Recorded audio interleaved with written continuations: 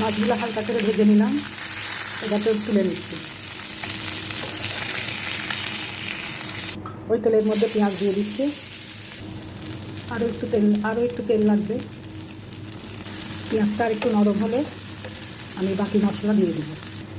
হলুদের গুঁড়া 1 চামচ, মরিচের গুঁড়া 1 চামচ, পেস্ট আধা চামচ, আদা পেস্ট আধা চামচ।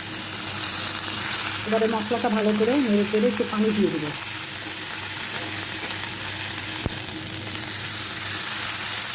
ভালো করে মশলাটা মিশিয়ে নিচ্ছি। বেগুন আলু দিয়ে দিই, অল্প একটু পানি দিয়ে দিলাম।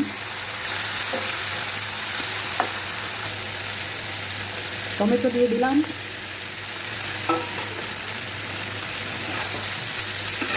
আবার একটু পানি দিয়ে দিলাম। ঢেকে দিচ্ছি। লবণ দিয়ে আবার নেড়ে ঢেকে দিব।